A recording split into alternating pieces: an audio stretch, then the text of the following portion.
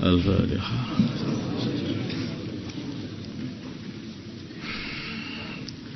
Bismillahirrahmanirrahim. Putusan Masail Senin 20 Rajab 1443 Hijriah 21 Februari 2022 Masehi. Salat sunnah bagi yang punya qadhaan salat. Salat sunnah bagi orang yang sedang mengqadha atau mengganti salat-salat fardunya yang dulu pernah ditinggalkan. Nah, ada aja. Atau yang punya yang harusnya dia mengganti salat-salat yang pernah ditinggalkan. Bagaimana hukum mengerjakan salat sunnah bagi orang yang mempunyai qadhaan salat fardu? Maksudnya orang yang dulu meninggalkan salat fardu, masih dalam mengqadha atau belum mengqadhanya, masih dalam mengqadha atau belum mengqadhanya. Jawab diperinci. Jika meninggalkannya karena uzur, yaitu alasan yang diterima syara', maka salat sunnah yang ia kerjakan adalah sah dan tidak haram. Ini diulang lagi karena ini menjelang Ramadan, ini banyak yang jika meninggalkannya karena tidak ada uzur, dan ini yang kebanyakan ini. Dulu nakal, nggak mau sholat, atau kurang faham mengenai kewajiban. Tahu itu kewajiban tapi kurang faham. Ya, seperti kewajiban pakai helm tapi nggak pakai faham. Ya, ini kalau aturan lalu lintas itu. Jadi dia itu tahu wajib sholat itu, tapi gak paham bahayanya orang meninggalkan sholat. Akhirnya ketika sudah paham, tobat, wah ternyata sholatnya sudah 20 tahun gak sholat. Yang 10 tahun, 20 tahun, 28 tahun. Jika ia meninggalkannya karena tidak ada uzur, karena nakal tadi, atau ya tadi, maka sholat sunnah yang ia kerjakan adalah sah tapi haram. Karena dia meninggalkan sholat fardu, justru malah sholat sunnah. Jadi selagi orang itu belum menyelesaikan sholat fardunya yang pernah ditinggalkan, maka hendaknya tawajuh aja kepada sholat fardu yang pernah ditinggalkan itu untuk diqadai atau untuk menggantinya. Ya, itu enggak ada waktunya, kapan aja. Bukan berarti sholat asar harus disolati waktu asar, sholat zuhur, ini sudah enggak ada waktu itu, qadhaan itu. Sholatnya sholat zuhur, asar, maghrib, isya itu semua waktu dipakai. Paham?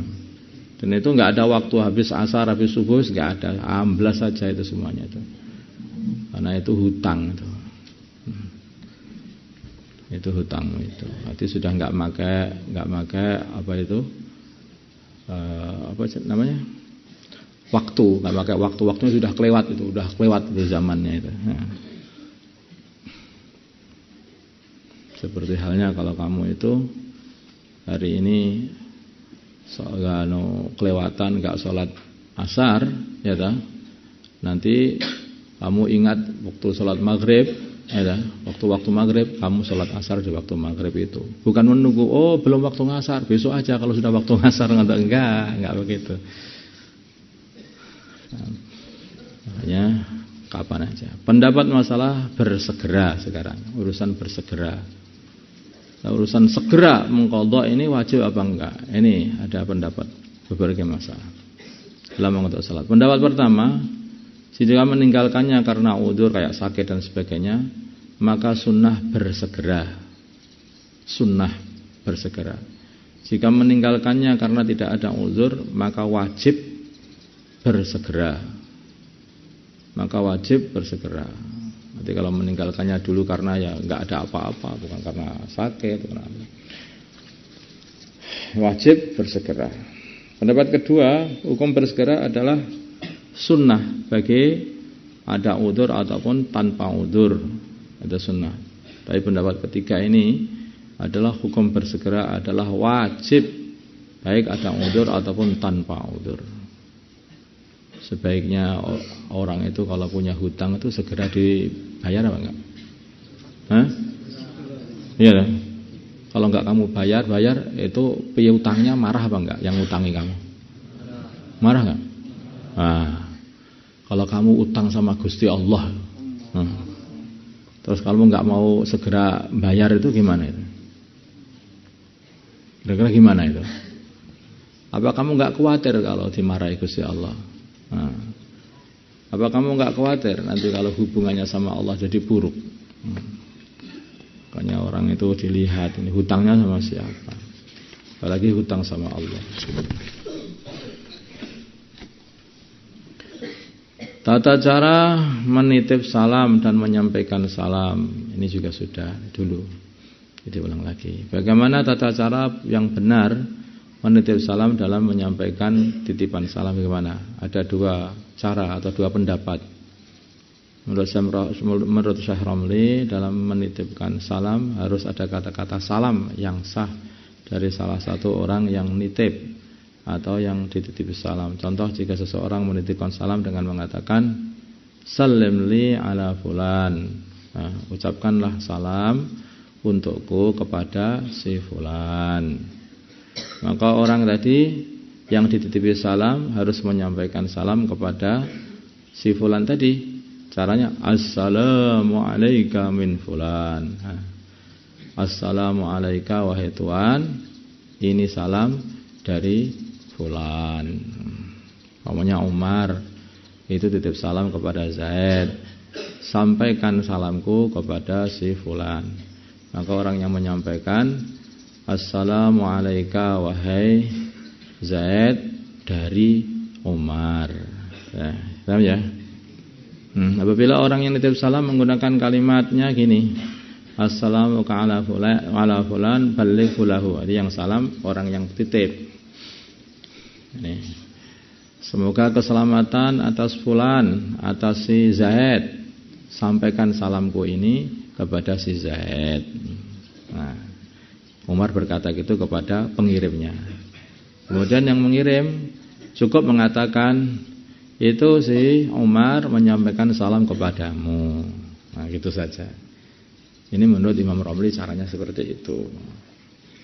Kalau yang titip mengatakan sampaikan salam, maka yang dititipi nyampaikan assalamualaikum. Nah, kalau yang titip itu sudah mengatakan assalamu ala fulan ala Zaid, sampaikan ini kepada Zaid, maka yang dititipi tadi nyampaikannya itu si Umar tadi mengucapkan salam kepada kamu. Nah, paham tak? Nah, ini yang mudah menurut Syekh Ibnu Hajar ini. Menurut Syekh Ibnu Hajar tidak disyaratkan siqat salam sehingga perlu yang sah baik dari orang yang menitipkan atau orang yang menyampaikan titipan salam. Sampaikan salam kepada fulan, nah, ya nanti ya nyampaikannya cukup. Ini si fulan nyampaikan salam kepadamu, nah itu aja sudah boleh. Itu enak seperti Syekh Ibnu Hajar. Catatan sekarang cara menyampaikan. Adapun hukum menyampaikan salam ditafsil. Apabila orang yang dititipi menyanggupi, maka hukum menyampaikan salam adalah wajib. Ya, sampaikan. Nah, itu wajib berarti dia harus menyampaikan loh. Kalau menolak, ya tentu saja enggak lah. Kalau diam, maka tidak wajib juga menyampaikan. Orang itu kalau orang Islam itu mengatakan siap, itu ya berarti ya berangkat. Keluar, ya insyaallah. Oh, insyaallah itu iya loh artinya. Ayo. Oh, kalau begitu enggak usah ucap insyaallah Pak. Iya, makanya gimana? Kalau insyaallah itu iya. Nah, terus gimana itu? Ya insyaallah aja terus berangkat.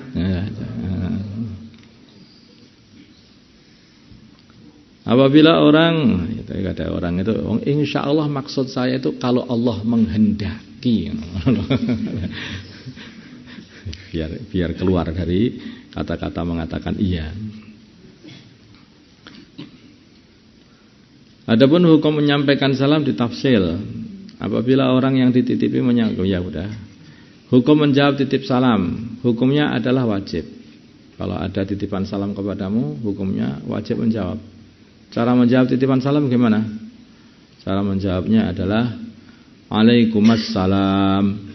Semoga atas kalian, atas kamu dan orang yang menyampaikan salam itu kepada aku juga keselamatan. Semoga keselamatan atas kamu dan juga orang yang menyampaikan salam kepadaku. Atau alaihi salam juga enggak apa-apa. Semoga atas dia juga salam. Tapi orang yang menyampaikan enggak kebagian, kasihan kan. Atau alaika wa alaihi salam, atas kamu dan atas orang yang menyampaikan salam kepada aku salam juga. Nah ini lah Mbok Yo. Yang paling bagus ya alaikumussalam atau alaika wa alaihi salam. Kalau hanya alaihi salam saja tok ya pelit banget. Ya.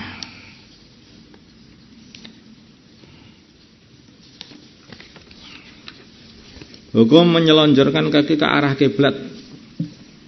Ini banyak pelajaran ini di waktu keluar, masalah menyelonjorkan kaki di arah kiblat, ya kan?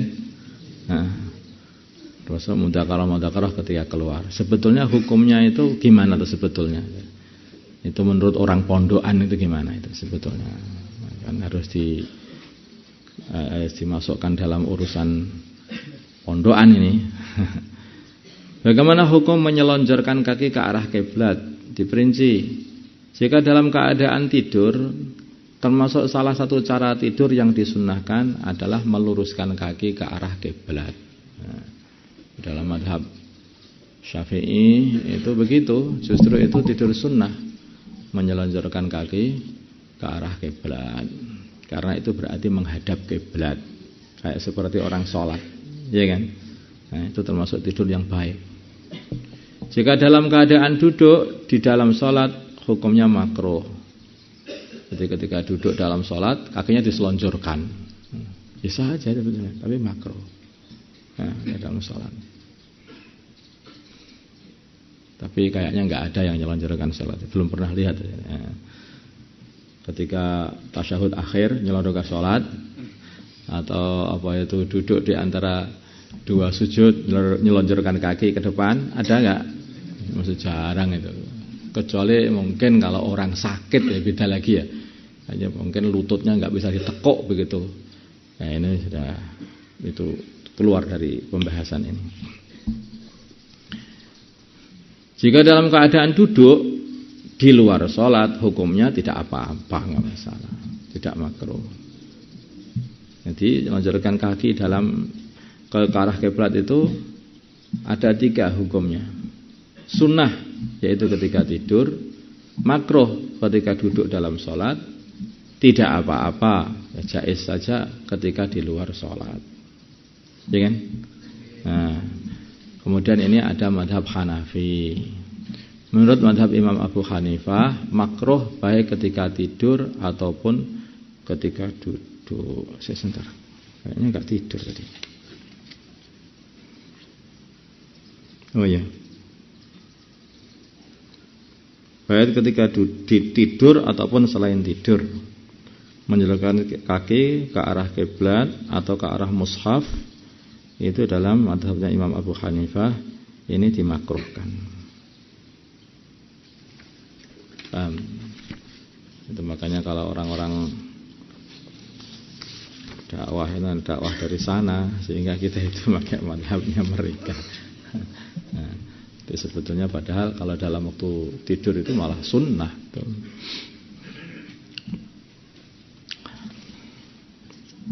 Bisa.